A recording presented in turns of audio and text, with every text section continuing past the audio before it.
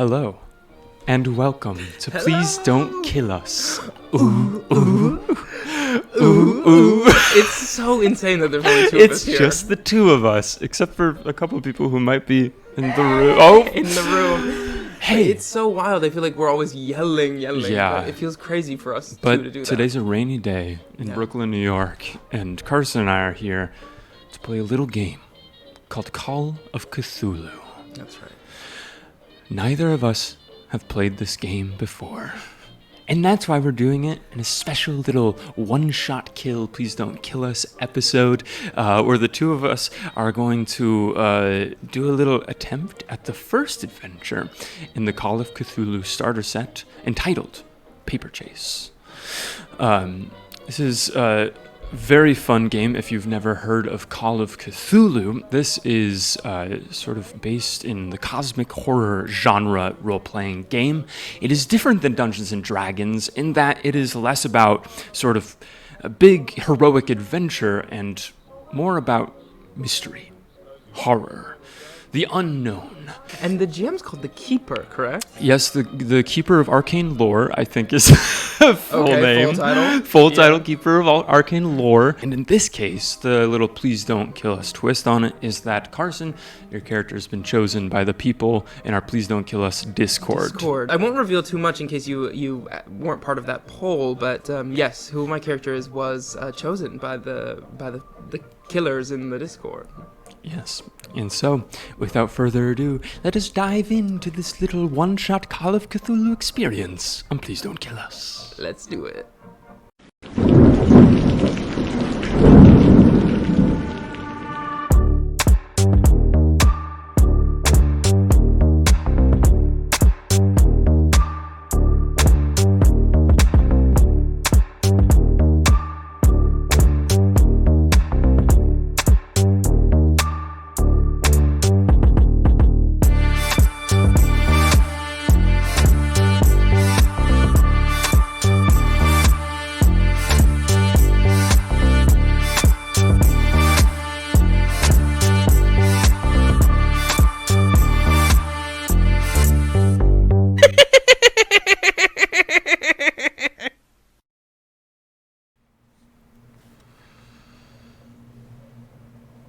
The year is 1922. The world, our very own, the United States of America. A series of trains crosses the United States, passing from New York City out west to the Midwest, passing through Pittsburgh, Indianapolis, up into Detroit,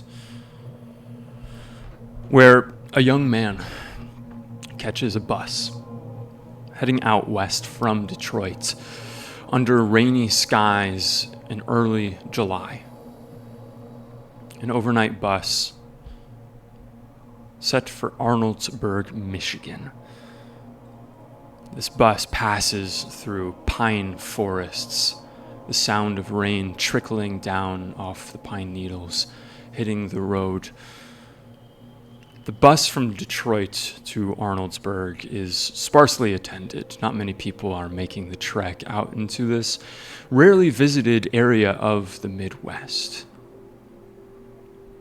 As this bus passes through the dark greenery, shadows dancing off of street lamps, the solitary passenger on board this bus leans their head against the window as rain trickles down the glass. Carson, if you'd like to describe your character. Yeah, so this passenger is a lanky, tallish man with sort of striking white hair, which is unusual in this time. And he has a long white sort of long coat over some vests and knickknacks, some chains and things like that. and on it are some very light paint splatters. You get the idea that he sort of replaces this white coat every time it gets somewhat paint splattered. You also get the idea that he's made his hair white by a series of paints, and it might look messy, but it sort of is striking to the eye, and that's all he cares about. And he sits on the bus, and he leans his head against the window, watching the rain for a second, and then he takes out his journal, which he carries with him everywhere, and he starts to write. July 4th, 1922. Today I boarded a long-distance train bound for Detroit, where I transferred to the last seat in the last row on a bus to Arnoldsburg, Michigan. Arnoldsburg. There's nowhere else on earth quite like it, because nowhere else would want to be. But there's something charming about Arnoldsburg, especially on a day like today, where I expect children to be shooting off firecrackers in the street, waving red, white, and blue through the air. My journey, however, will not be celebratory, and will have an air of macabre mystery. An old flame of mine, Thomas Kimball, sent me a letter through the post. He had heard about my days with the Society for the Exploration of the Unexplained back in Arkham, and figured I could help him with an issue. About a year ago, his uncle, old Douglas Kimball, disappeared suddenly. But recently, his house was broken into, all of Douglas's favorite books stolen. If I can find out who, or what, stole the literature, and unmask the mystery behind Douglas's disappearance, Thomas will give me $10. A lot of money, but I won't accept. I owe Tommy for something that occurred in our youth, something I'm sure changed my fate and his. It could be a mistake, but I'm on my way to the old Kimball house, which Thomas now lives in, to meet him. What awaits for me may be dangerous. Who knows? My firecracker may have just been lit, waiting to explode. Might as well sit back and watch the show. Boom. Yours forever, Clayton Lane. As you're traveling on this bus, go ahead and make a power roll for me, if you would. Now, that is going to be my 2d10. That is going to be your 2d10s, making a percentile. Got it. And I want lower than 60, which is my power. You want to hit 60 or lower. Got it. It's going to be 31. 31.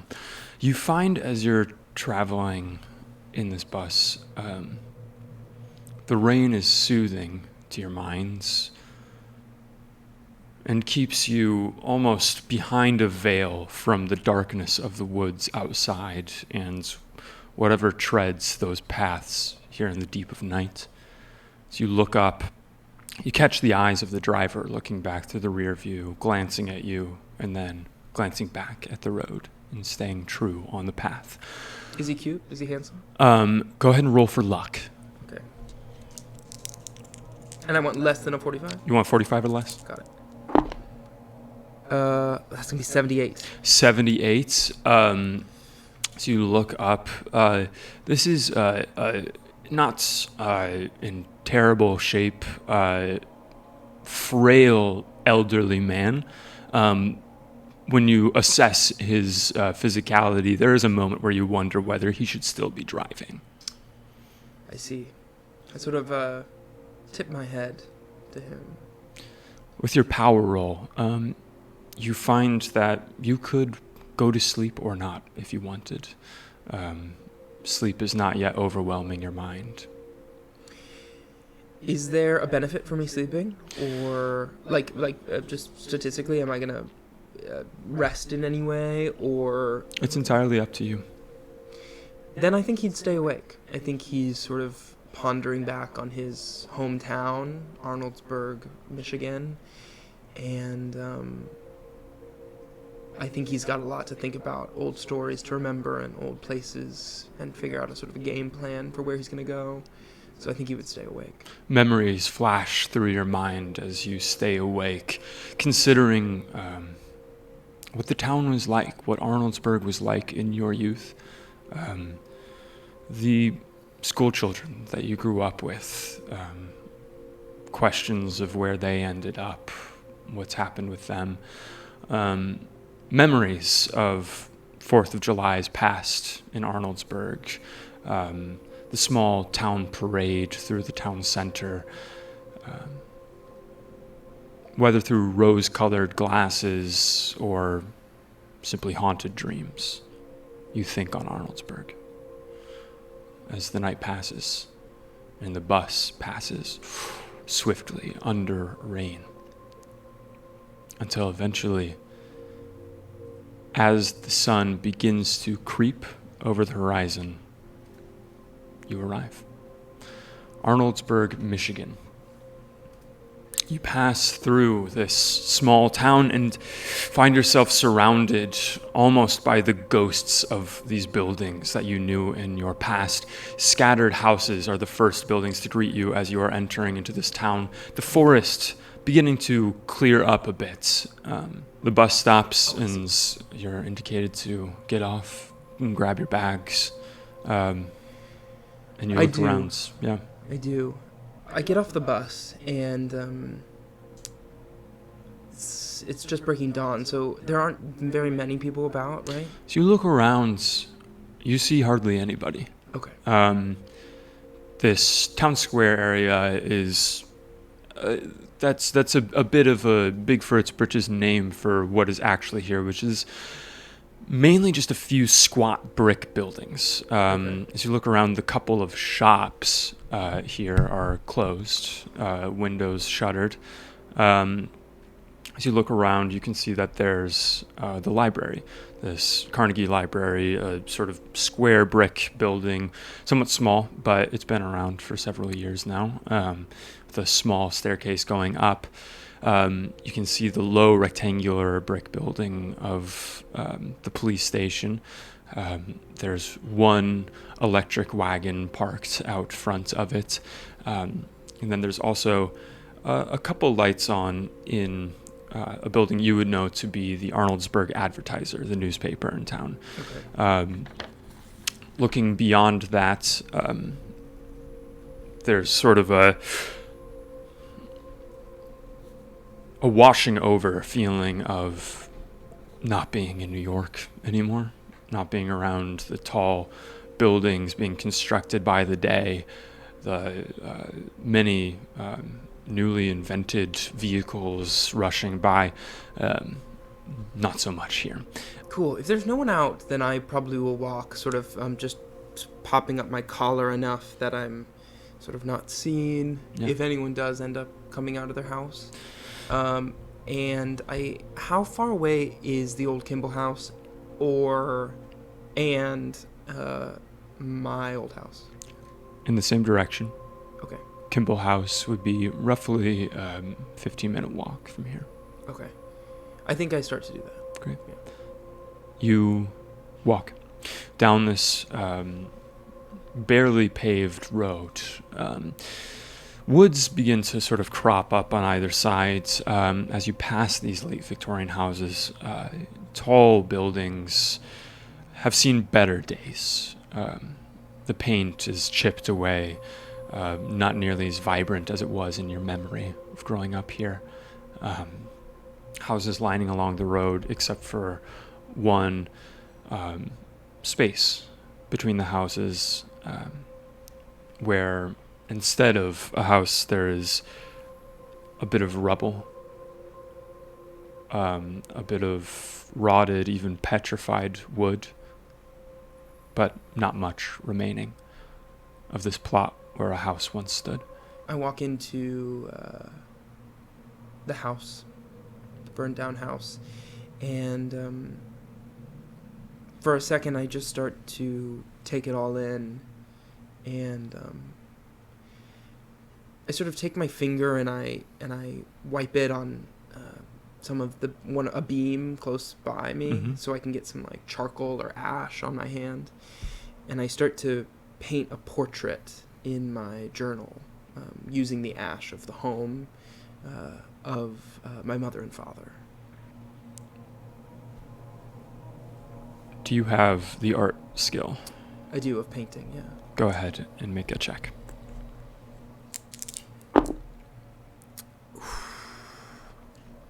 That's 60, and I got a 78. I can't stop rolling these 70s.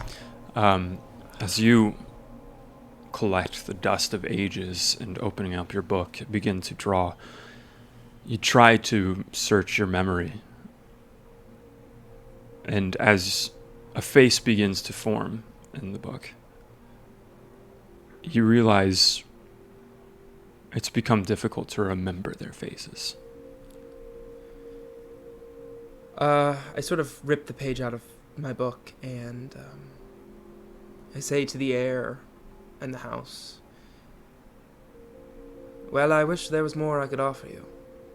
And I toss it, let the air sort of take it and guide it wherever it needs to land. As you toss it, a bit of wind drafts through this open space and picks up the paper, and it drifts out and is beyond your sight. And I walk out towards the Walking Kimball out, house. you continue along this road. You can see that more trees gather in the distance, the woods collecting at the far end of this road. And at the far end of this road, standing tall, is this house. A late Victorian house with some stained glass windows, some windows up in the side that seem to lead to rooms that you don't remember being there. It all sort of coalesces in your memory as you see the house, formerly of Douglas Kimball, and now of your former flame, Tommy Kimball. As you approach, the road sort of drifts up. You can see behind that there's a light path going back towards the woods. In the woods is sort of a low stone wall where you know there to be a cemetery, the Arnoldsburg Cemetery back there. As you come up this road, you approach this house. On the door, sort of sealed with wax to the door, lightly, is a small note. I take it, I read it. Opening it up, this is a note from Thomas Kimball. As it reads, Clayton, if you're reading this, I appreciate you being here. It describes how Tommy is out for the day, but that you should make yourself at home. There is a guest room that is available for you, and there is a key underneath a rock to the side of this porch. Does this seem to be Tommy's writing? Can I make a check to see if I remember what his handwriting was like? Absolutely. Make a history check.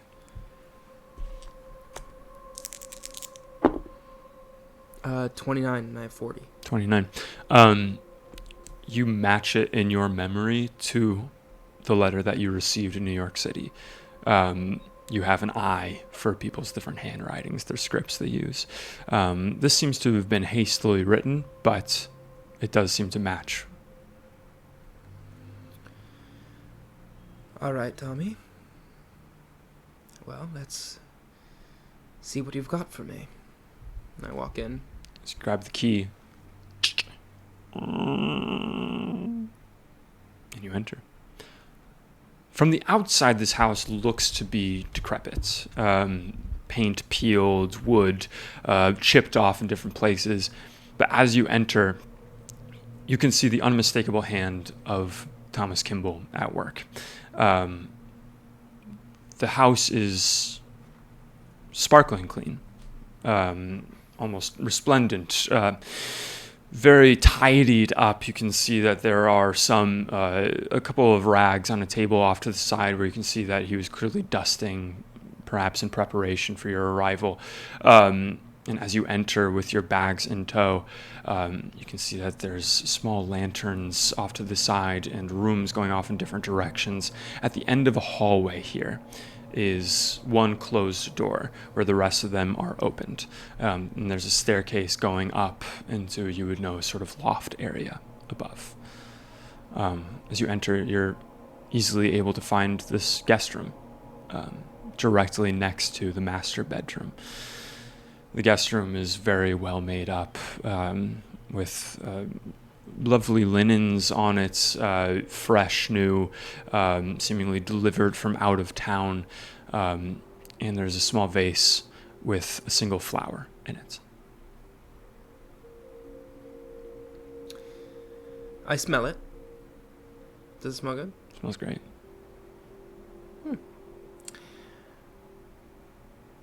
Well, where to begin? To the library, or to the bookshelf. Do I know exactly where? In his letter, did he describe exactly where these books were taken from? He did. He described it being taken from the study. Study. Okay. Then yes, that's where I would go. I sort of toss my briefcase right on the bed, and without taking off my shoes, I sort of get to work. I think I'm trying to stay in Arnoldsburg for as short amount of time as I can. So I'm gonna get right to work. Right to work, still wearing the clothing, with a bit of sweat from the overnight trip, still clinging to your body. You, without a second thought, leave the briefcase and head down the hall. As you head down the hall, your mind flashes back to moments in your past, remembering another time that you were here, suddenly coming to you, holiday party, hosted by the Kimballs. You were there as a quote-unquote friend of Thomas's. What strikes your memory of that holiday party? There was this large cake, and I think that my family never had such grandiose stuff, and I think that this was a life that I sort of envied, and now I sort of have in New York City, whereas Thomas sort of went the other way. He stayed here, and all of these things that seemed so grand and beautiful to me at the time are now sort of old and unfashionable and undesirable, and yet I'm now in this big city having all the grandiose desire I once dreamed of. So the cake, I think. As you remember that cake, you pass by an open doorway into a small kitchen area, or you can remember small children sort of gathering and there watching the cake being iced. This very special occasion, adults milling about, casting glances at you or nodding at you as they drank their different cocktails in a different time when that was allowed. As you pass through the hall, memory strikes you of the owner of this house, Thomas's uncle, Douglas, being somewhat quiet, and oftentimes walking down this hall, you would catch a glimpse of him in his study, looking through the shelves. And you remember the study being this closed door at the end of the hallway. It's currently closed. That's the closed door. That is the closed door. Yeah, try to open it. As you turn it, inside, it's very different than the rest of the house. This room seems untouched, seems uncleaned, not tidied up in the least. Entering into this room, you see all sorts of different papers, books stacked in different ways, old upholstered furniture, different reading nooks, burnt out candles, wax melted down to the stub. In here, you can see that there are tall bookcases. As you look there, you can see that there are several very clear holes, spots missing between stacked books, as you are now in the study. As I look around and I see that the door wasn't opened and that it wasn't cleaned, I sort of look around and say, "Does this scare you, Tommy?" And I go over to the bookshelf and I think I'm gonna try to, from context clues, like how are these books arranged? Mm-hmm. Are they arranged by topic or by author or by letter? As you look, go ahead and make a library use skill check for me, just to see if you can really wanted to tell. put library use on there, but it's just such an iconic skill. Mm-hmm. Okay. 20. 41. 41. As you look through here, there's a moment where you're like, I'll figure out a system to this. I'll figure out exactly how these are ordered. But there's almost this picture of a scattered brain, at least to you when you look at these books. And it is unclear to tell exactly if things are lined up by topic or author. It seems almost like messily put together. But many books of variety of topics, many of them sort of big novels, different sort of escapist tomes and different things like that. Now, if I can't figure out what these books could be about, could I check just physically to see if there's any indication of anything amiss with these gaps? Is there any, dust, claw marks, goo? Yeah. Go ahead and make a spot hidden check for me. 69. 69. Not good. As you look, you don't find any strange dealings with this. No good. Your mind flashes back to Miskatonic University discussing these unexplained mysteries and different things where, people would ascribe meaning to different sediments found and talk about finding goo, finding oozes and different things. And your mind does flash to at least a couple of different instances where the society was hot on the trail of some eldritch meaning to something, only to find that perhaps it was a rabid dog or some other common non-magical reasoning. It's at that point that you hear the door down the hallway to the house opening. I sort of peek out the door. As you peek out the door, you see a man in a three-piece suit, a sort of weathered fedora over his head, cropped close to his head, tight, curly hair. As he enters, he looks down the hall, and you see Thomas Kimball. Says, "Clayton." Hello, Thomas. "And how are you finding things?" Well, to be honest, I'm finding them terrible at the moment. Spent the day, got right to work, and as of now, no leads. As he turns and shuts the door behind him, he strides down the hall, dropping his briefcase off at the front door, coming to you as he looks you deep in the eye. He holds out his hand. "It's good to see you, Clayton." And I reach out and shake his hand. It's good to see you too, Thomas. Well, I can't say that I offered you much help before this. This is a bit of a mess, and I'm sorry about that. No, the whole house is spotless. Well, I hope that you found your accommodations okay. I did. I admit I didn't stay long. I'm eager to get this done, Thomas. I've been back in a long time, and I don't want to be here long. Well, but it is good to see you. Go ahead and make a psychology check for me. Now, what is this? Is this to figure out his psychology? It's a bit of an insight check. I got it. Interesting. Ooh, 27, but I needed a 10. Gotcha. As you speak to him, as he's reached out and shaking your hands as you're describing your search so far.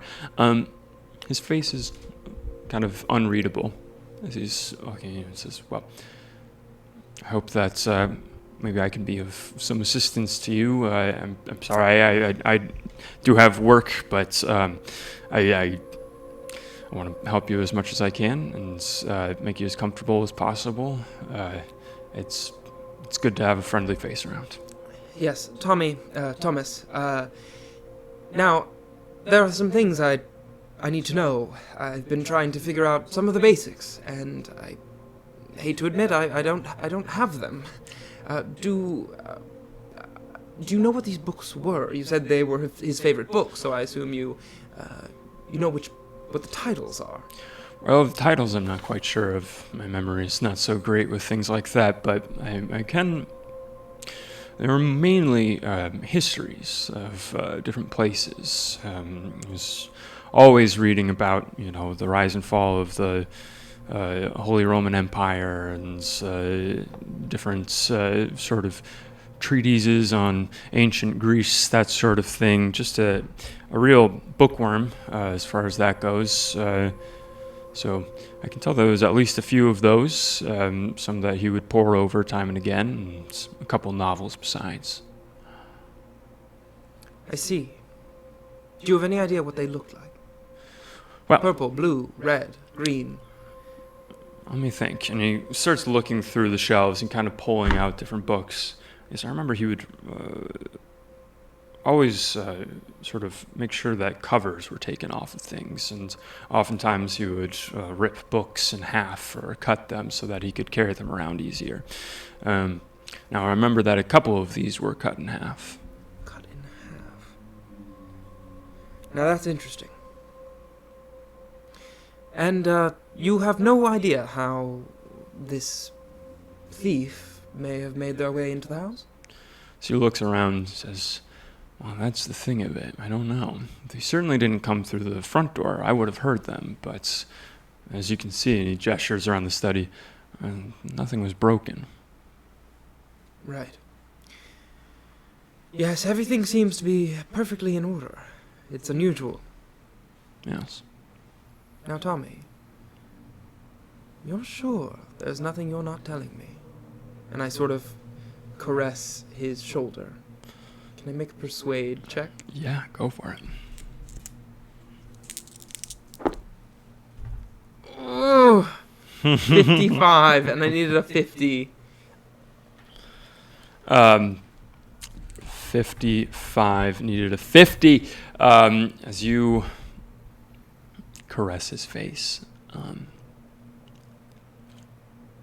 he kind of tenses up for a moment before shaking it off.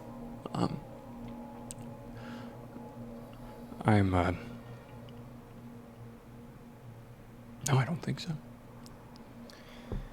I can tell you're tense, Tommy. You needn't be afraid of me. I'm not coming on to you, as it were. I have a girlfriend in New York City. His face falls. Oh, I see. I'm not here to rekindle old flames, but you are special to me. Well, likewise. No matter what, it is simply a pleasure to have you here. But congratulations. I hope that she's making you happy. She is. Well, New York City. I'll have to hear about that. Yes, I would be happy to talk to you about it. Just maybe after we figure out what's going on here. Right. Oh, you know what? I'm sorry. I've spent so long as an investigator, I've forgotten my role as a friend. Where have you been? I've been out of work. I do a bit of survey work out on farms near here for the government. It's, pays the bills. Get to see Detroit every once in a while, but it's, it's a quiet existence. But it seems like you've done a bit of organizing in here. You must be exhausted. Yes, I didn't get much sleep on the bus, actually. Oh, I can't imagine. Well, let me make you some dinner. All right, thank you. As you go into the dining room, leaving the study behind for now. As he goes and prepares you a small dinner. He seems to have prepared some steaks for this special occasion, with a bit of vegetables on the side. As he cooks for you, he asks you to learn more about what's been going on in New York City, your sort of art career, paintings you've been working on. He tells you about his work. It seems extremely mundane, this sort of survey work of farms, figuring out exactly what the yields are, how the weather patterns have been affecting things, and that sort of thing. As the night gets on, he's lit a fire in this sort of living room area, and after having some digestive drinks, he stands up and says, well, I hope I haven't taken up too much of your time, and perhaps you can continue your investigation in the morning. I think I'll head off to sleep then. All right. Good night now, Tommy. Good night, Clayton. As he walks out of the room and heads to the master bedroom and shuts the door. Now, if I decide not to sleep, Yes. what is the... Let's find out. Yeah. What I think is the case, but no matter what, how we'll rule it, is that if you stay up all night, you will make a constitution check. Okay. If you fail that, then in this case, I'll say that you have disadvantage on physical checks. Checks that involve using your physique. How disadvantage will work is that you'll roll 2 of the 10s dice in your percentile dice. So you'll keep the 1 digit the same. Right. But if you roll like an 84 or a 44, you get the 44. Yeah.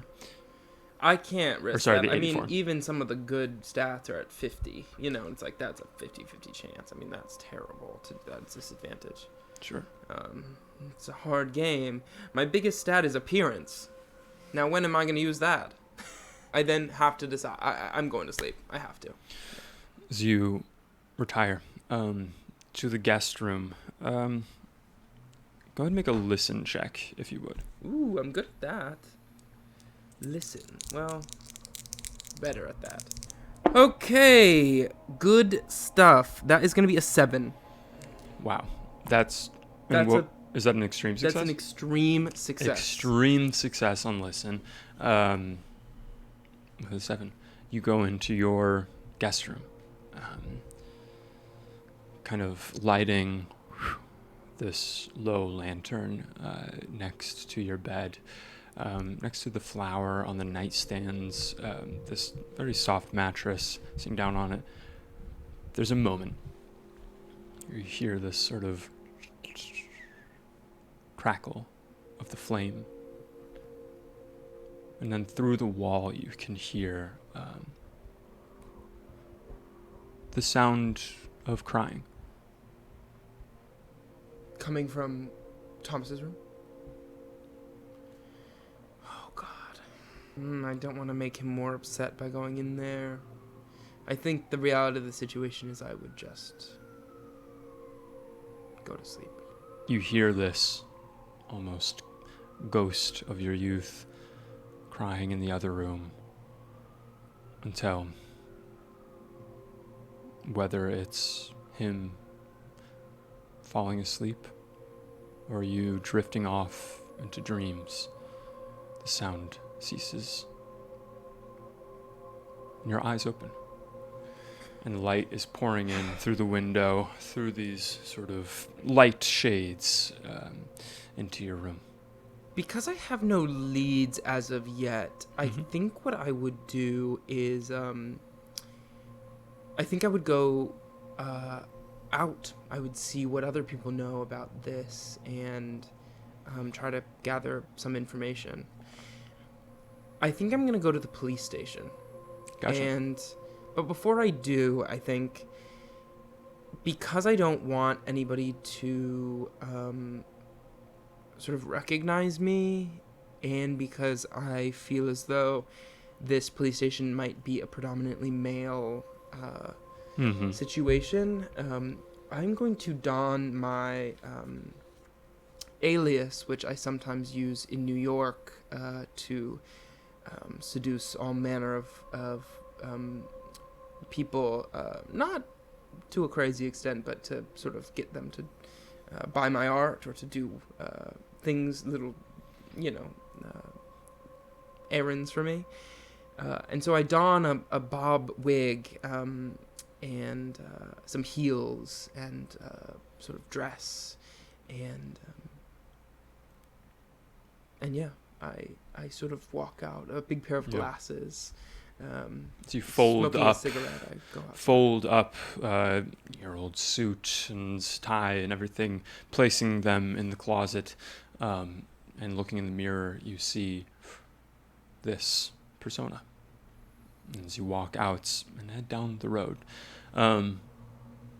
heading out into the morning, the town seems sleepy still. You can see that there are some sort of scattered remnants of some celebration that took place the previous day for the 4th of July, but not much. It's quiet. It's a quiet town. Perhaps people are still sleeping. Occasionally you'll see some people sort of disappear around the back of the house doing yard work, different things, but it doesn't take long for you to reach the town square to the police station. Yeah. On the walk, I would pull out my journal and just start to write in it. July 5th, 1922. I arrived yesterday at the old Kimball house, and unfortunately, I think I took Tommy for what can only be described as an emotional whirlwind. However, I didn't find any leads. I'm on my way now to the old police station, donning my alias. I think that might help me get some more information out of the people here. I have a feeling something's going on that I don't quite know yet. People are afraid to say. Yours forever, Charlie Price.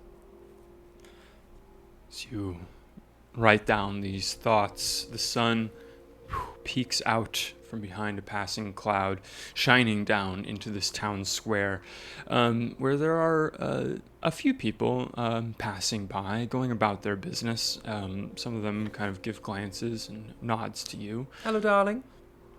Good morning. Good morning. As they pass by, you can see that people are heading back to their houses or hitching wagons to head off to visit family and whatnot. As you approach this squat rectangular brick building, you know to be the police station. Entering in, the door is unlocked, and you can see that there is a desk out front in this sort of foyer area. These sort of barred windows looking back into more of an office area and the few cells that they keep in the station. And at the front desk, go ahead and make a history check, if you would. Oh no, someone I know? Okay, that's going to be a 60, which is above my 40 for history. It's above your 40. Gotcha. You look and you see a sort of portly gentleman with red, sort of receding hairline. He's freckles on his face at this desk officer. He seems to be kind of working through paperwork, looking through different bills and different things as he puts it down, puts the pen down. Hi there, how can I help you? Hello, you. My name's Charlie Price. Charlie with an I, Price with a Y. Now, I'm just coming into town from New York City, you see. Oh, is that right? That's right, Oh, yes. that's fantastic. Oh, well, thank you. listen, I've heard some things about a disappearance, perhaps, that happened about a year ago, and I'm just trying to put this puzzle together, as it were. Now, I wonder if you know anything about the old Kimball man. Did you hear about this? Go ahead and make either a law, charm, or persuade. Definitely Check. a charm. Very good. That is going to be a 9. A 9. Is that an extreme It's success? an extreme That's an success. extreme success. Charlie with an I, Price with a Y from New York City. This is, wow, you're a character that I'm excited to meet. As are you, darling. Wow. Well, thank you. Officer Brainerd's the name, and he reaches his Brainerd, hand. you said? Brainerd. Brainerd. Oh, you must be smart then. Oh, you're too kind, lady. That's very nice of you. Wow, you need to get more of your sort around here. Things are pretty dull. Oh, I don't think so at all. Well, that's very nice of you to say. We try to keep things lively when we can. This big celebration yesterday is very nice. Yes, I heard it was fantastic. Oh, it was great. I hope you're staying for some time. I am. Well, just for a couple days, but, here in Arnoldsburg, it feels like a lifetime. Oh, that's too bad. I'm sure we all wish that you could stay longer. Yes. Now, Brainerd, you heard about this. Oh, that's right. You're asking about something. A disappearance a year ago. You're talking about Douglas Kimball. That'd be right? That's him. That's That's right. Yes. There was a missing person report filed, and a photograph of him was sent around to the local area, but nothing found. Nothing. Huh? You have no leads. No leads, unfortunately. It's a big world out there. Tough to find everybody. Oh, Brainerd, I hate to say, that makes me unbearably sad. Oh. It doesn't seem as if I have any leads anywhere. Now, Brainerd, do you know anyone who might know anything more about, besides Thomas? I've spoken to Thomas, his son, but, son? Nephew? Nephew. I've spoken to Thomas, his nephew, but besides that, anyone else that you might know where I could maybe garner some information about what I happened? suppose I could give you some details about the man. I remember him being a big reader. So you write that down. That's right, I do know that, yes. Yes, he was a big reader. He would go around, oftentimes you see him walking around with books under his arms. Oftentimes he'd be walking back behind his house, going back to the cemetery, and going back and probably reading back there. So you might talk to Mr. Jefferson back there. He's the caretaker of the cemetery. Oh, there's a caretaker back There there. it is, yeah. My good friend Brainerd. Oh, well, that's very nice. Jim Brainerd. Jim! Wow, fantastic. Thank you, Jim. Oh, I hope pleasure. to see you again soon. Please come right on by. Okay, I will. And I give him a kiss on the cheek. Oh! His face becomes the same color as his receded hair, this red blush across him. Oh, missed this. Charlie with an I and Price with a Y. That's right, don't forget it.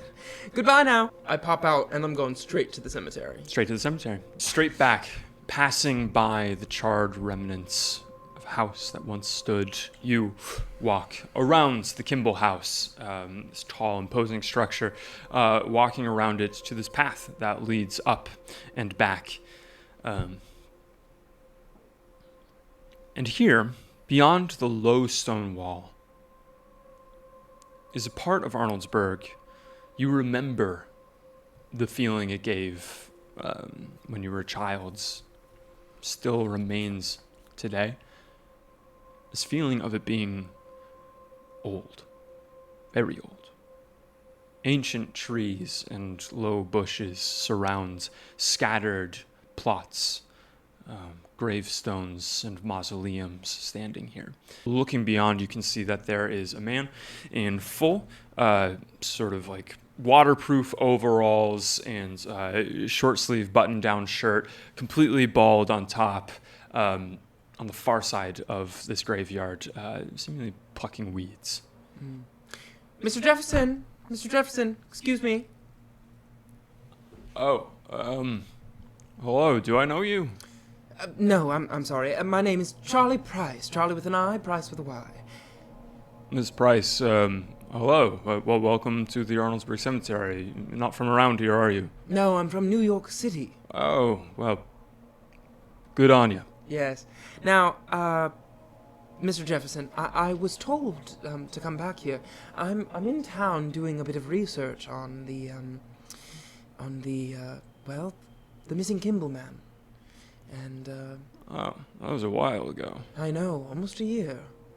That's a bit unusual, don't you think? Go ahead and make a charm or persuade check.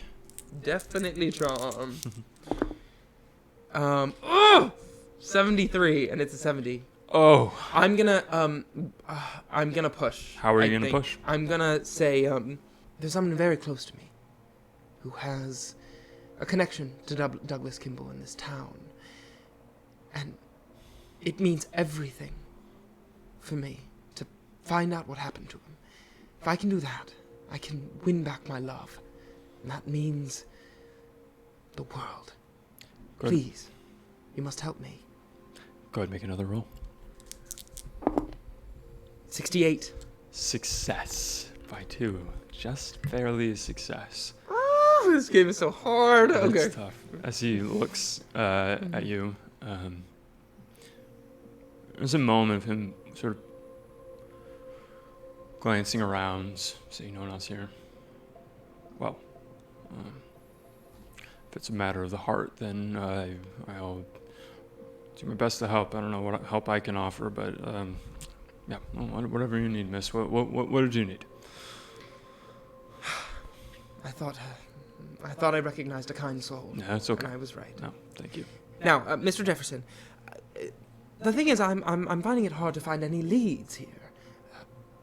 Nothing about the disappearance, about his stolen books recently. If you found out anything about that, I didn't hear perhaps about somebody that. came through the cemetery. I mean, it's very close to the house. It is a strange cemetery. There's been, stories told in this town about it for a long time now. It's a weird place sometimes for strange people. I can remember a story in the Advertiser a decade back talking about, finding a whole lot of people, whatever they were up to, found cavorting naked in the cemetery. Strange things like that, things Sounds that like are... my kind of party. Well, it does sound like a New York kind of night, doesn't it? That's right. But just odd things like that. Douglas would come into the cemetery often and bring a book to read. And, we would talk. Just talk about various things. What type of things? Oh, we would talk about all sorts of, the politics of the day. He's very well versed, keeps up to date. And, he would sit right over there and, plop down right with a book. Is there a bench or something, or is it just like... He's pointing at this small tombstone.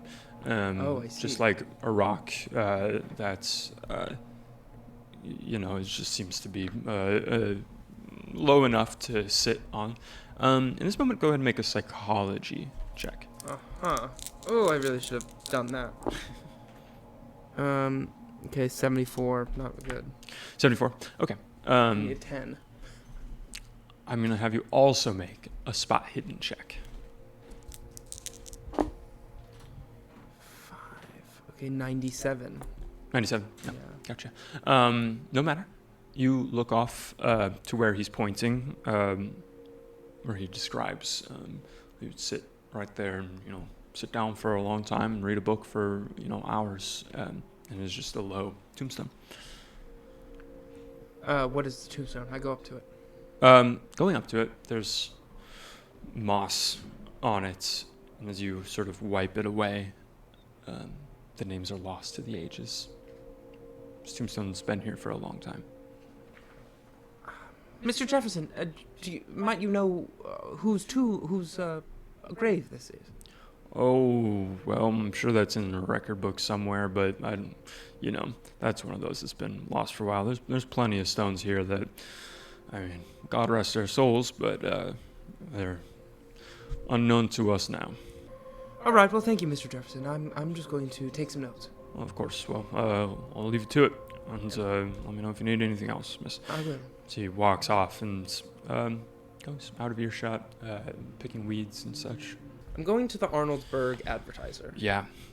Heading back past the houses, still in this Charlie Price get-up, you head through, eventually making your way to this town center where you can see that most places are kind of boarded up. There's still lights on in the police station, and there's still a light on in this building with the Arnoldsburg Advertiser sign out front. Right. As I walk, once again, I take out my journal. Yeah. July 5th, 1922. Here I am again. I'm heading to the Advertiser. I think the answers I seek may be there. Yours forever, Charlie Price. As you continue to journal, looking up from the book, you can see the people who are closing up the shops, again are giving sort of double takes at you, and then nodding. Good evening. Do I get the sense that these double takes are mostly from me being from New York, or like a figure that they don't know? Go make a psychology check. Okay. Or I'm specifically trying to see if they see past my disguise to my real identity. Psychology. Mm-hmm. 41. It's a failure. It's a failure. Hard to tell. Yeah. You just see that they're noticing you. Hello. Good evening, darling. I keep saying as I... Good evening. As they usher by. And you arrive at the door to the Arnoldsburg Advertiser. So you go up, knocking on the door and entering into this area. This is sort of a wide open space, open plans, many desks sort of lined up, though not many people are here at this hour. There's still some oil lamps lit and a couple of people sort of writing or typing on the typewriters. And there's a secretary at the front, this woman with sort of short bob sort of haircut, much like you, and as she looks up at you, her eyes kind of light up. Oh, hi there. How can I help you? Hello, Charlie Price from New York City. Charlie with an I, Price with a Y. Oh, my goodness. Well, it's a pleasure to meet you. Yes, and you. What's your name? Oh, Delilah. Delilah. Beautiful name. Oh, thank you. Now, Charlie's a beautiful name as well. Oh, thank you.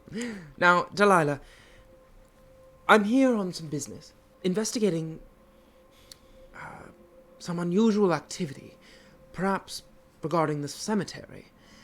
Now, I heard you ran a story quite a while back about some gallivanting, some nudists, perhaps? I remember that one. Yeah, I remember that one. I mean, there was some people that were found dancing in the cemetery. That was a strange one for sure. May I see the article? Oh, well, that would be in our sort of the newspaper morgue, the backlogs. That's not generally for public use. Right. Now, Delilah. Yes. I'm from New York City. And I promise you, if you get me the information I desire, you will have connections to journalism in New York City that can change your entire life. You want to stay here in Arnoldsburg forever? Or do you want to get out there, see the world, and do the work you really want to do? I say either you can make a charm, a persuade, or a fast talk roll. Ooh, fast talk. I'm going charm, of course. Absolutely. You're a charmer. Eek! It's so scary always. 29. That's success? Is going to be a... what's like the better but not best? A hard success. Hard success. Incredible. A hard success.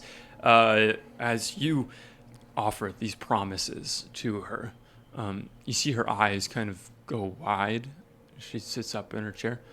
I mean, that's any girl's dream, right? Don't I know it? I can just, 1 second. And she pulls open a drawer and kind of shuffles through some things.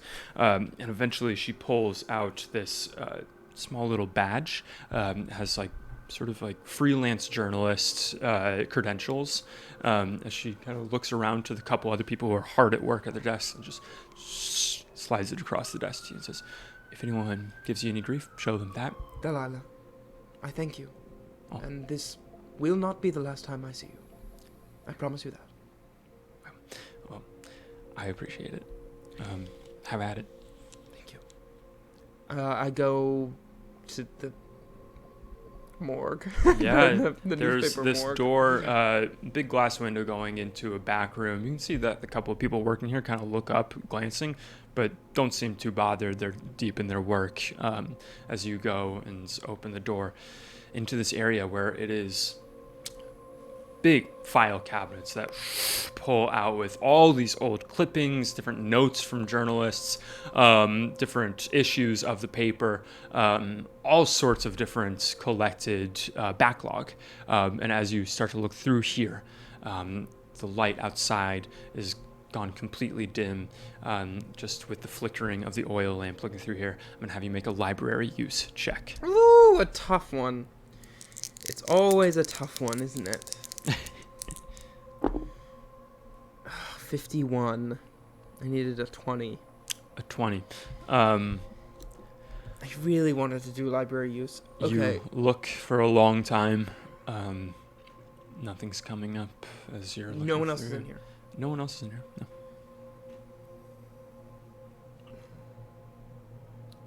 You can push it if you'd like. Now, back in the main,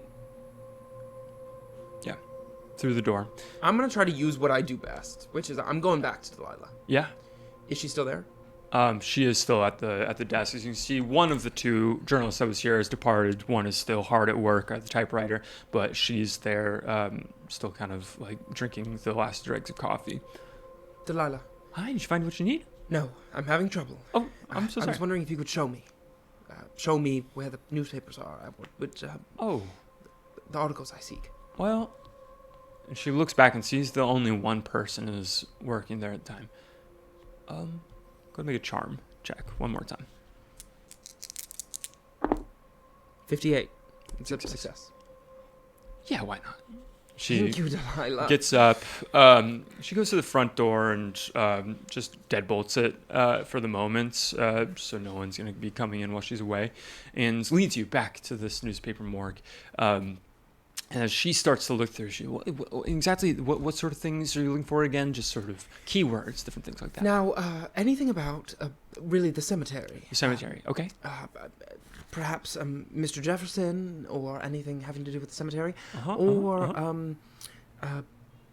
This party, this naked romp that you supposedly wrote an article about. Well, I'll see what I can find. And if there happens, I'm sorry, I'm greedy. I'm just pressed for leads. If there happens to be anything about the Kimballs, let me know. Kimballs. Gotcha. Well, let's dive in here. And she kind of opens up different ones and gestures for you to be looking as well as you're both looking through.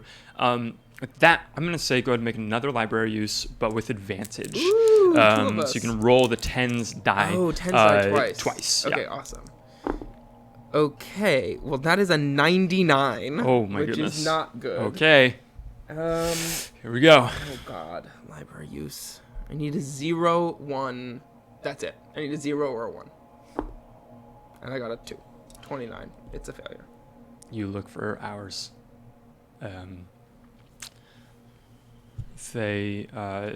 Delilah's looking through and finding different things. I'm gonna push it. You're gonna push it I'm gonna push it. Delilah, I'm prepared to spend all night here to find the articles I need. all night. Absolutely. I do have to go and feed my dog at some point, but if you can stay and Delilah, look at me. This one night could change your entire life. Do you want to be a New York City reporter? You could bring your dog. All right, let's keep at it. And she opens up more and just starts retracing through. Go ahead and make another library use with advantage. Okay, what's the risk here? That Delilah's dog dies? There might be that, but it's also just being in this place of business past the hours you're supposed to. Right, okay. That sort of thing. Making some enemies. Okay, here we go. Oh, it's a 3. It's a 3. It's a 3. It's a 3. It's extreme library use success. Oh my gosh. With Delilah, the secretary's help in this morgue, no one is out in the newspaper floor anymore. In this locked up, nearly completely dark, save for the oil lamp next to you. It's getting on 3 a.m. as you're searching and searching. Until finally, the first thing you find is the article that you had heard about from about 10 years ago. The headline being Naked Ne'er-do-wells Cavort in Cemetery. That's just the headline there. Okay.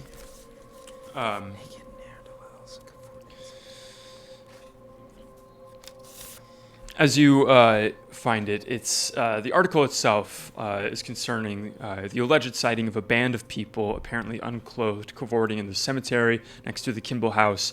As you read it, you find the constable was summoned and the cemetery was searched, but no signs of the strangers were ever found. Though a funny detail to it is that there were some misshapen footprints kind of around the area. But they did not provide much evidence. Misshapen. As you're looking through, getting on towards, the true witching hour of the night, you don't find too much, but you do find finally paper clipped to the back of a paper from a while ago, seemingly by accident, is this sort of field notes from a journalist regarding an unpublished piece, but regarding an interview with someone in town. And I will give that to you. Awesome. Small typewritten piece of paper. Interview notes, Miss Hilda Ward, 15th of March, 1919. Insomniac. Claims for over 20 years she has seen devil spawn stalking the cemetery. Human outline, canine features, hooved feet, mold cover. Well, this matches the misshapen... Are you sharing this with Delilah? Sorry, Delilah. Forget it. Note, Mrs. Ward has since moved to Detroit. None of the other neighbors have seen or will admit to having seen the devil spawn. Oh, Delilah, I could kiss you. Oh. Is Delilah beautiful? Make a luck check. That's how we're gonna rule how attracted to people 30 you are. under 45. Certainly, yeah. Oh, Delilah, I kiss her on the cheek. Seems like about your age, like mid-20s, sort of. Awesome. I kiss her on the cheek. Mwah. Oh, she blushes. Delilah, I'll yes. let you know before I leave town. But if you're ever in New York City, and you will be, I'll show you how to really have a night out on the town. I would love that, and to be a professional journalist there. Yes, of course. We will do that really efficiently and quickly in your life. Oh, I can't wait. I mean, I'm saving up right now. Oh, good, Delilah, good. I'll see you there. Goodbye, Delilah. Oh. And I run out. Out the door, going and unlocking the door. It is 3 a.m. at this point, going out. No one in the streets. Pale moon casting light down onto the town square as you emerge from the newspaper with this fresh evidence. What are you doing? As I go, I write in my journal, July 5th, 1922. Or is it July 6th? It might be past midnight. I'm not sure. Now, I finally got it. I've got a lead. Miss Hilda Ward, 15th of March, 1919. The devil's spawn. Now, it seems as though I might have something on my hands that is really, really worth my time. I am excited for what's to come. Yet there's a long road still to go. Yours forever, Charlie Price. And I go back to the house. Yeah. You return to the house quietly, opening the door. I don't think quietly. I'm gonna storm in. Poof, Tommy! Oh, it's completely dark in here, but suddenly from kind of the crack underneath the master bedroom door, you see the flicker of a lantern being lit, and it opens. Clayton, well, is everything okay? Oh, yes, and I take off the wig and the dress and everything. Yeah. Yes. Now, Tommy, I finally got something. Uh-huh. Mrs. Hilda Ward. Do you know where the Wards live? The Wards. Must be around here. Mrs. Hilda Ward. I feel like I remember she moved away. Moved to Detroit. But in 1919, she believed that she saw something stalking the cemetery. Stalking? Yes. Like an animal? Yes. Something like that. Now, I know this seems off, but I know your uncle visited the cemetery quite often, and so I'm wondering if it has something to do with this animal attack. Now, of course, this might not solve the stolen books. However, I think it's more than I've had up till now, and... You think some bears got him, maybe? Something like that, yes. Can I make a psychology check just to see if he is, like, thinking it's more than a bear? Like, he's trying to get go ahead and me make a to say psychology that it's check, more than a bear? Like, if he knows something. Nope, 95. 95. I mean, hard to tell, but, like, yeah, face value. Thomas? Do you know where Miss Hilda Ward lived? Just, maybe, a door down. Really? Wow. Fantastic. I'm gonna go over and see if anyone knows anything. It's the middle of the night, Clayton. You need to get some sleep.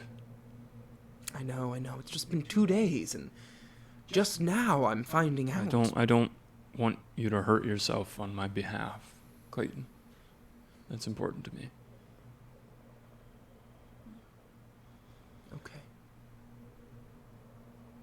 Okay. Yes. I'm sorry to wake you. No, I appreciate the updates, and I'm glad that there's been some progress. There's a certain point where I feel like I would give up hope, where it seems like you keep on kicking it.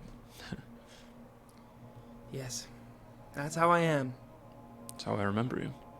Yes. Good night now, Tommy. Good night, Clayton. Turns around, goes back into the master bedroom. I'm going to walk over to my room and close the door. Yeah. But I'm not in the room. Yeah. I'm going to slowly and quietly go out the front door. Cool.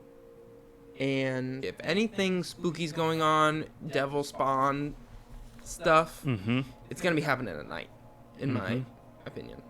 So I'm trying to just stay up through the night and then sleep maybe once it turns morning. Yeah. Would I know? That would be fine, right? Yeah, Like, I would be fine. still not suffer the consequences? No. Okay.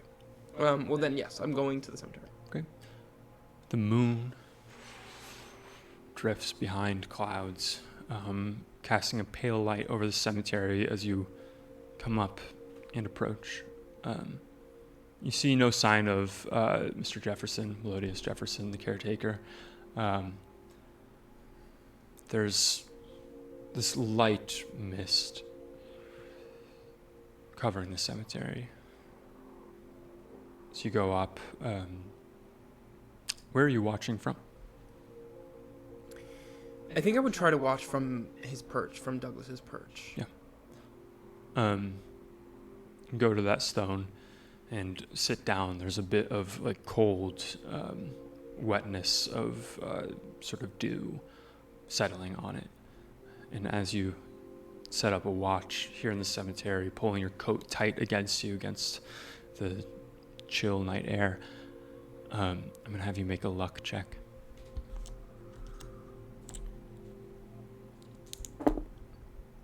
9. A 9 is a success. Can I actually add something to that? I don't know what you're about to say. What are you? Yeah. But I think what my instinct was, I sit there for a while, but then as I'm sitting there and I'm reading over these notes about the what the Arnoldsburg said and their weird tracks and stuff like that, and this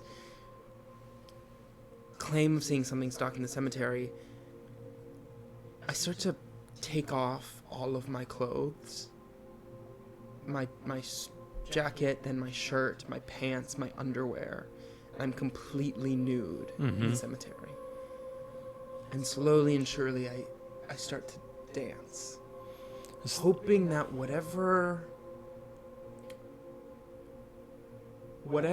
they conjured, perhaps is attracted to this image, or by luck or by chance, I summon it myself. I start to dance. Light traces along these gravestones from the moon, which is soon covered by clouds, as you, stripped down, begin to move in the cemetery. There's the soft sound of an owl in the woods beyond, the sound of crickets, different sort of wildlife around here, creating this chorus for you as you try to perform this summoning. And there comes a moment after several minutes of this where you don't hear the owl anymore. You don't hear crickets anymore. The light of the moon is covered by a large cloud drifting by. From where you are, the favored gravestone of Douglas Kimball, there are several mausoleums nearby. Larger structures with stone doors in their entries leading to the burial plots of people. As you move around in this darkness, at first it feels like a trick of the light. Feels like a what? A trick of the light. But soon it's unmistakable as a stone door of one of these mausoleums, very nearby,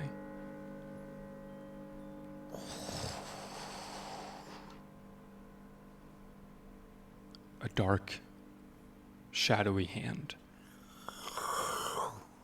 comes around the doorway.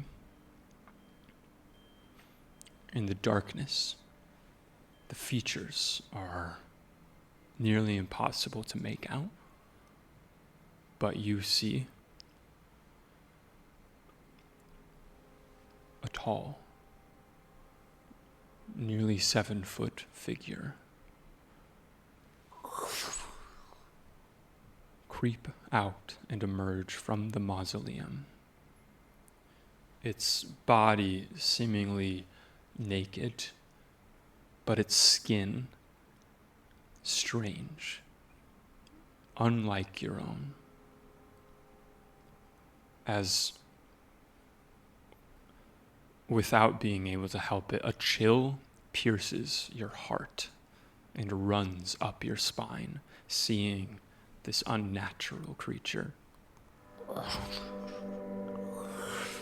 emerge from the mausoleum.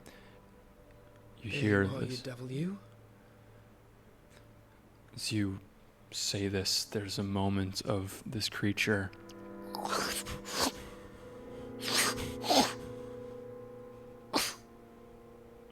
looking off towards the Kimball house, for it goes out, hoofing it towards the Kimball house. I'm gonna track it.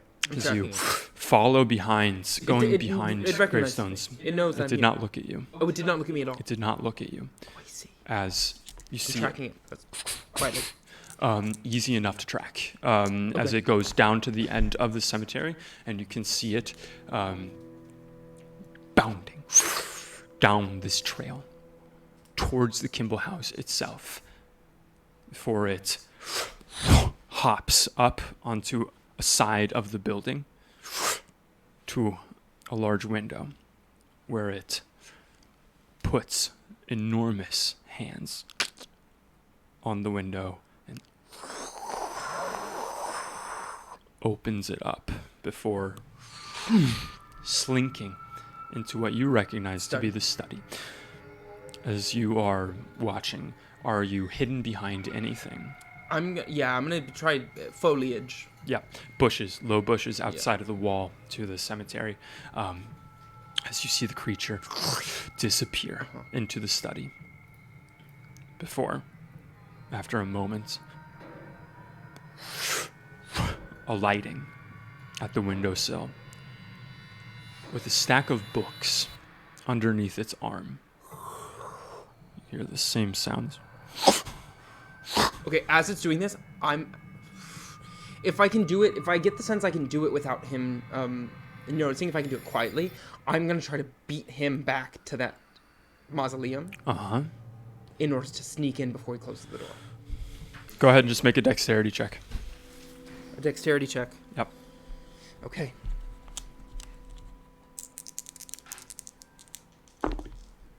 $12. That is a good success. I forget what it's called. Is that a hard success or an extreme? Success, Gotcha. not extreme. Hard success. As you are bolting through the cemetery, making your way back, still the moon being covered by these clouds, making your way back, you hear the sound of breaking twigs and grass under enormous feet. As you hear the approaching sounds of this figure as it is bounding through the cemetery towards this mausoleum. You managed to get there first. What are you doing? I'm going in. You're going into the mausoleum. I'm going into the mausoleum. As you slide open the stone door a little more, the normal interior of a mausoleum would be this sort of stone floor and different slots with signifiers where bodies are buried. Perhaps one coffin out in the open, a stone sort of sanctuary. When you enter into here, there is a tunnel seemingly clawed out by hands, diving straight into the earth. This way. Vertically. On a diagonal. Going down. I'm going to... You can hear the sound of approaching. Yeah. Is there any... So, a regular mausoleum, right? With the little slits for people to be dead in? Yeah. Is there... You said there's none in this room? Or in there this are some? room, there are some cracked stone pieces. Seems like maybe at one point there were these sort of well-appointed areas, but mainly it's cracked stone and open earth in here. No coffin. No coffin out in the open, no.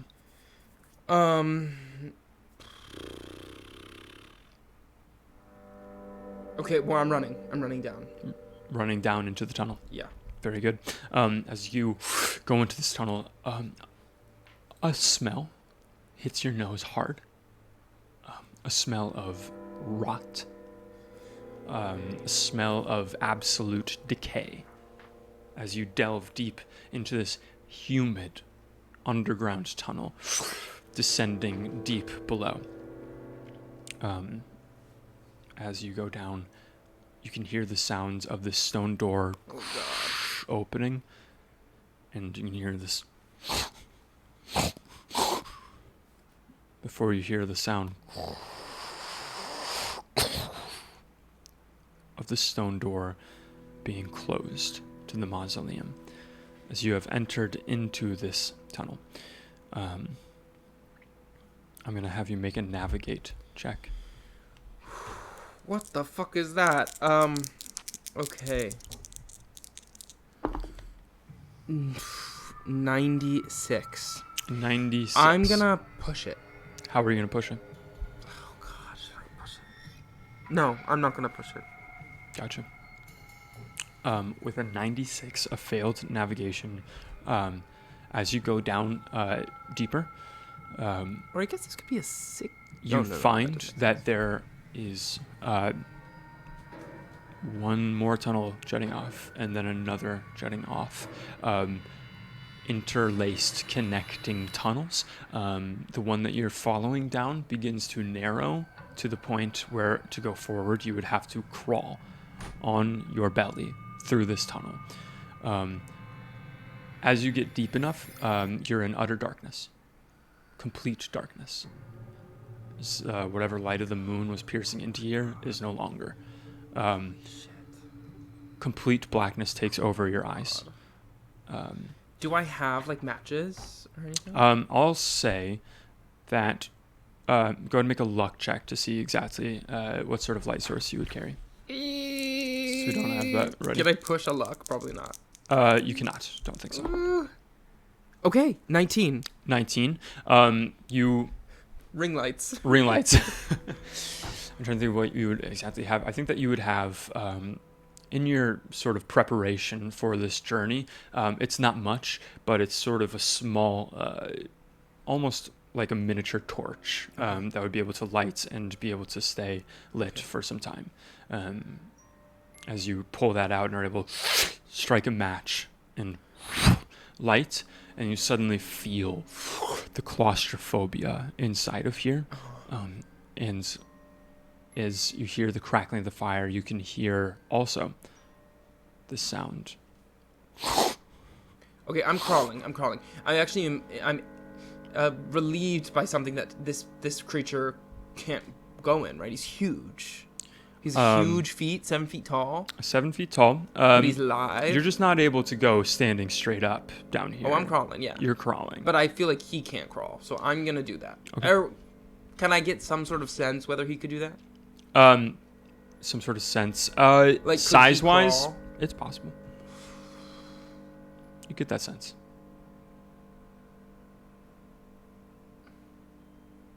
You hear the sound getting closer. I go. You go. Go ahead and make one more navigate check for me, if you would. Oh my God, horrible. 22, but I have to get 10 or less. Brutal. You continue down. As you're crawling, making your way, trying to hold out this torch in front of you, crawling, dirt covering you at this point, nearly completely naked, maybe naked. Completely naked, while going through this, suddenly feeling this almost animal sense of yourself crawling through this tunnel. You feel a slight curvature to the tunnel as you continue on and come around, and you see a sort of crossroads ahead of you of tunnels. As you put out the torch in front of you, you see this figure come out into the crossroads, looking down the different pathways. Am I getting the sense that he actually has a sense of smell? Seems to be snorting. Some sensation is happening there. Yes. I see. But he is looking as well. I'm not getting the sense that he's blind. He is looking. And as with that failed navigation check and the light in front of you, he turns to look at you. And in the full light of your torch, you see rubbery skin covering its body. The feet that it is crouched on are hoofed. Large, almost spidery hands. Covering the skin and the body is a deep, extremely covered in stench mold, absolutely caking its body. And as it looks to you, you see the sort of remnants of white hair, tufts around the head. I see. Bald on top, and hanging off of its torso is remnants of clothing. And it's in this moment that first you process the beast that you're seeing. And second, you process that this beast is Douglas Kimball. And so I'm going to have you make 2 sanity rolls, one for each of those realizations. That's an 8. The An first one? 8. My sanity's 60. That's a success on that. Very good.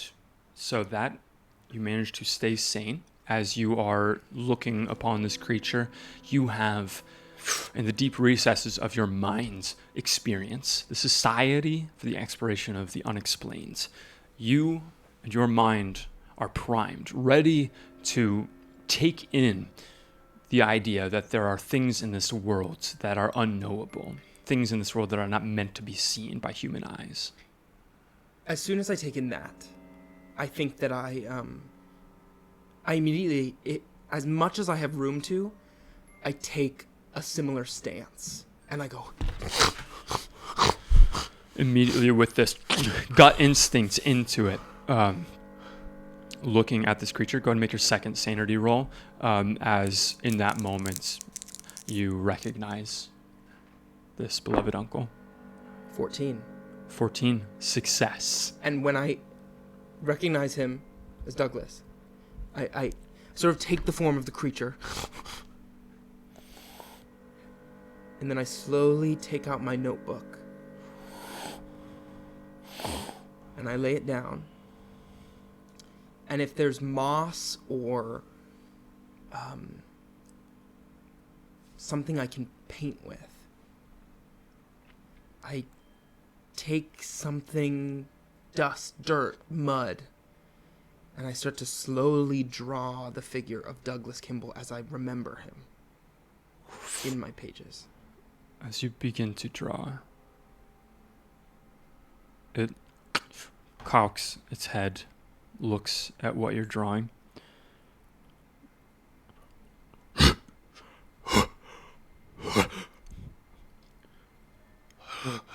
Hello, Clayton. Douglas.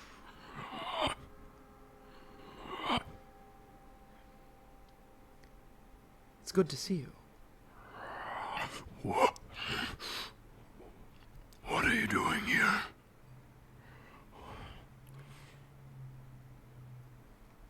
I came for your nephew. Thomas. Yes. Tommy asked me to find you. Now, if I may ask you the same question, what are you doing here?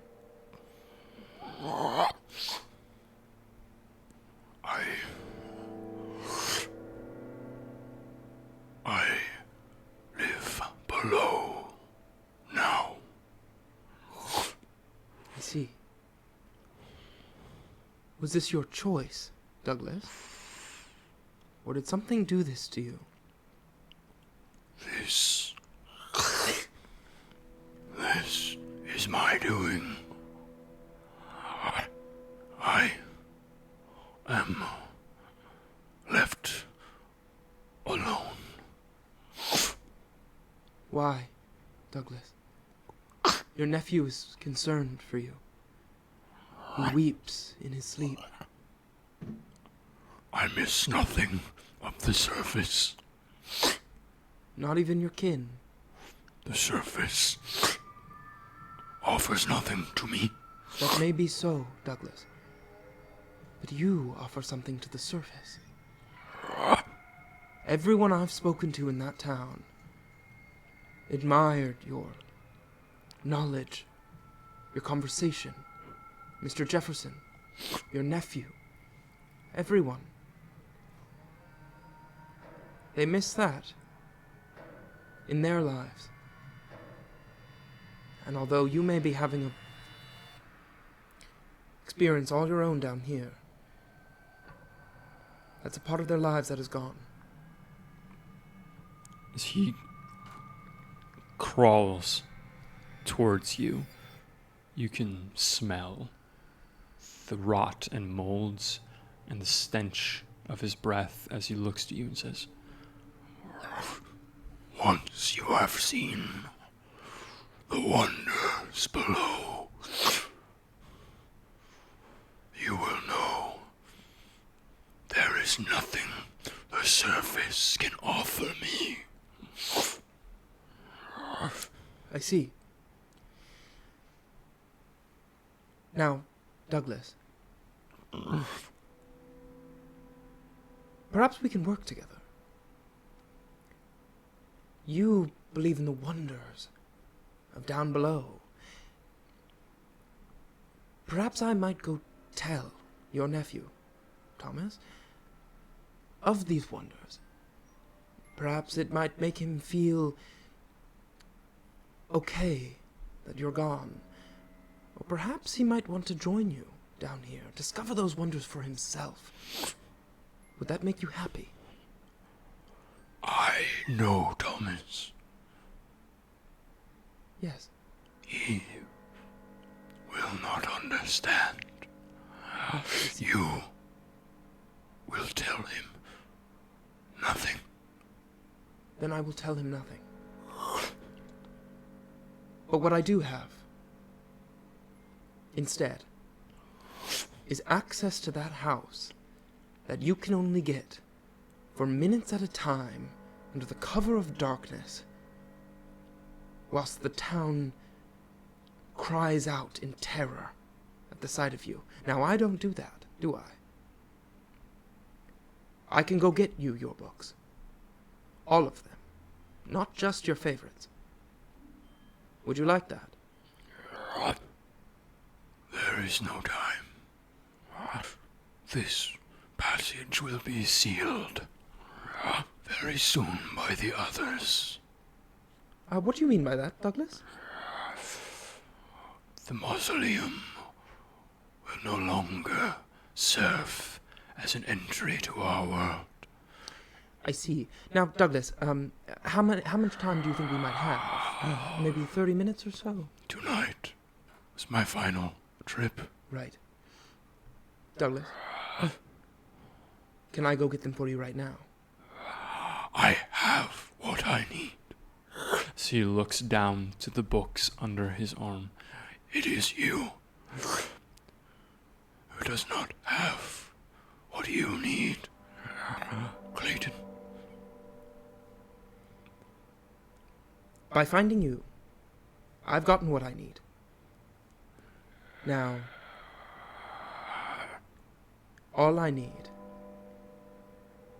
is to let you have your wonders down here and leave you be forever. I'll be going now, Douglas. Take care. And I'll take care of Thomas. I promise. Thomas. Thomas Yes. will offer you nothing. That might be so, but he needs to be healed. And I can offer him that. Do not trap yourself in a world. Believe. I start to back up. I start to leave. You know now. You know. I rip out the page that I drew of him, and I leave it in the hallway. And I go. As you back out, the torch, looking behind you, you see this hulking figure pick up the piece of paper. His brow furrows.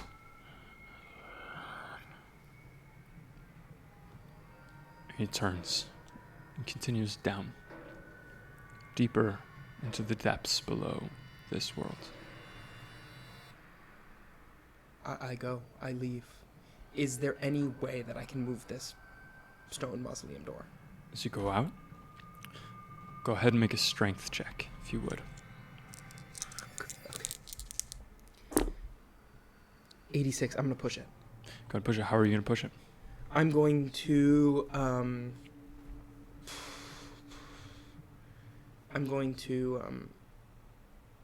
try to wedge the other side of my light Mm-hmm. in there. Your torch. And try to. Yeah, sort of- just using whatever you have as leverage for it. Go ahead and make a strength check. As you're doing this, you begin to hear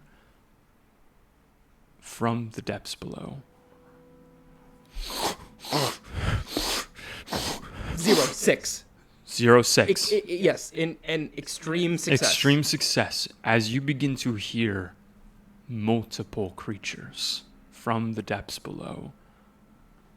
Their sounds echoing up into this mausoleum as you, with the shaking hands, put the end of your torch in and begin to wedge it. It finally breaks free enough, breaking the torch, but you're able to slip your hands in between the stone and the mausoleum and push it open and stumble out. At this point, you realize that you're sweating bullets down your face. The stench is overwhelming. You are caked in dirt and rot, insects crawling on your skin. You can still smell the stench of the mold, as you can still hear echoing from within the mausoleum. Right. I'm going to try to close the door, but as I'm doing it, I'm just going to yell into the, or not yell, but say into the cavern, if you're ever in New York City, do let me know. Forever yours, Clayton Lane. As it shuts, you can hear within the sound of scrambling. The sound of the sniffing starts to go away. Before you begin to hear the low tones of multiple voices in unison, strange, bestial voices, incanting something. So you begin to hear this strangest of songs, a language you do not understand. You can feel an icy sense emanating from this door. As you stand naked in the moonlight. I'm going to put on my clothes and sit on Douglas's tombstone and just watch and listen. As you watch and listen to the hellish language of these beasts from below, you're going to lose 1d4 sanity.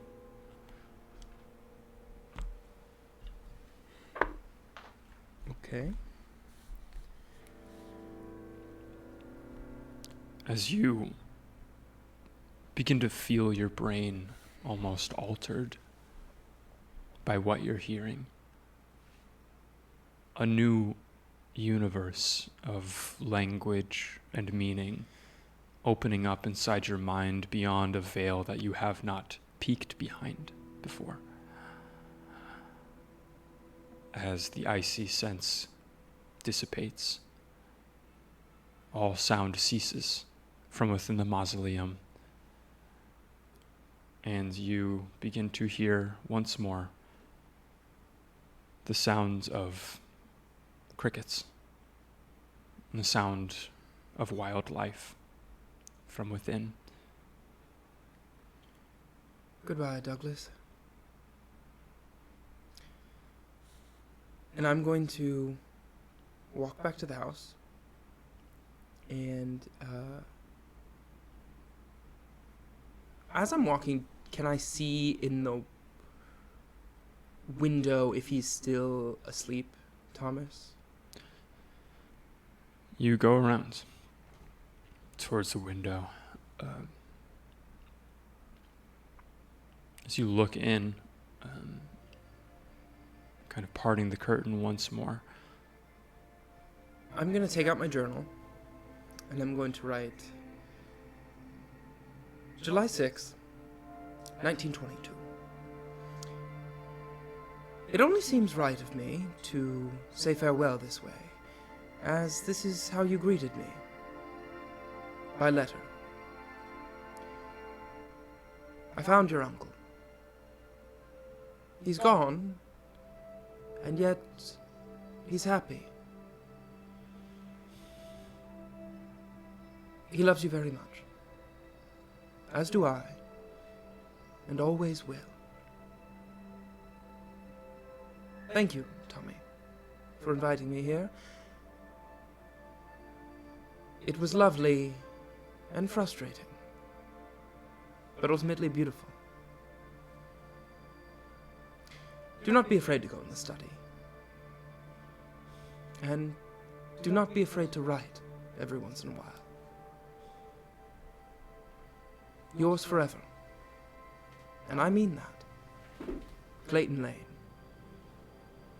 And I draw a little portrait of him and me. And I toss it through the window, close the window, and I make my way to the bus station. Well, I gotta get my bag. I sneak in, I get my bag. Get your bag, and you head back to the town center. And at this point, it's the breaking of the day. The sun rises, not many people in the streets, and a bus pulls up, going the opposite direction, taking you on your journey back through the woods of Michigan to the train depot in Detroit, where you begin once again your long journey across America, looking out into the wilderness, passing by roaming hills, mountains, cities, graveyards. About a month later, an envelope comes in the mail from Arnoldsburg, Michigan, your apartment in New York City. Inside of it is no note, but 2 $5 bills.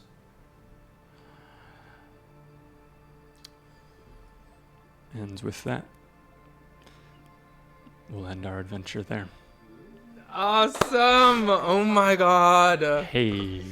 Wow. Thanks for joining us. I'm like emotional. As we play Call of Cthulhu for wow. the first time. Wow, thank you guys. In the dark.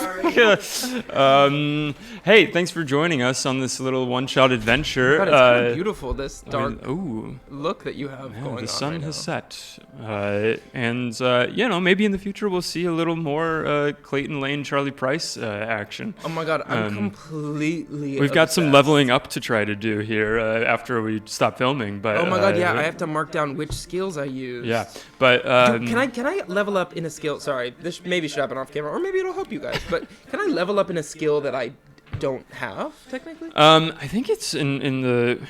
I don't know right now, so I think we'll figure it out when the camera's off. But I'll look in a second. Wow, but you guys, I was completely immersed in that. I mean, I was like there. It's fun. It's fun to run. It's fun to play, and I love the atmosphere so much. It's really cool.